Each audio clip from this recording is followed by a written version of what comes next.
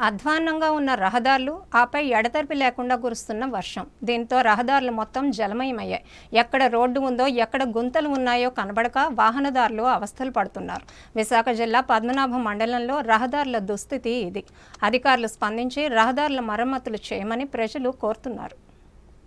విశాఖపట్నం జిల్లా పద్మనాభం మండలంలోని పలు గ్రామాలలో ప్రధాన రహదారులు శిథిలావస్థకు చేరుకోవడంతో అధ్వానంగా మారాయి. దీంతో ప్రజలు, వాహన చోదకులు, ద్విచక్ర వాహనదారులు ఆ రోడ్లపై ప్రయాణించాలంటేనే హడలిపోతున్నారు. ఆర్ఎండ్బి పరిధిలోని పద్మనాభం, సొంట్యం, పద్మనాభం, చిన్నాపురం జంక్షన్ తదితర రోడ్లకు వార్షిక నిర్వహణ పనులను గత కొన్నేళ్లుగా చేపట్టకపోవడంతో ఈ దుస్థితి నెలకొంది. దీనికి తోడు ఎడతెరిపి లేకుండా కురుస్తున్న వర్షాలతో రోడ్లపై పెద్ద గోతులు పడ్డాయి. ఈ గోతులలో చేరిన నీటితో నిండి ఉండటంతో వాహన చోదకులు గుర్తించలేక ఆ గోతులలో పడి ప్రమాదాల బారిన పడుతున్నారు. చిన్నాపురం జంక్షన్, కొత్తగా నిర్మిస్తున్న పప్పుల కర్మాగారం, రెడ్డిపల్లి, తునివలస, నరసాపురం, పద్మనాభం జంక్షన్ తదితర చోట్ల కాలువలు, గెడ్డలు ఆక్రమణకు గురికావడంతో రోడ్లపైకి వర్షపు నీరు, మురుగునీరు ప్రవహిస్తుంది. ఈ కారణంగా ఆయా రోడ్లు చెరువులను తలపిస్తున్నాయి. దీంతో ఆయా చోట్ల ప్రజలు తీవ్ర ఇబ్బందులు పడుతున్నారు. సంబంధిత అధికారులు సత్వరమే స్పందించి ఈ రోడ్ల దుస్థితిని మెరుగుపరచాలని పలువురు కోరుతున్నారు.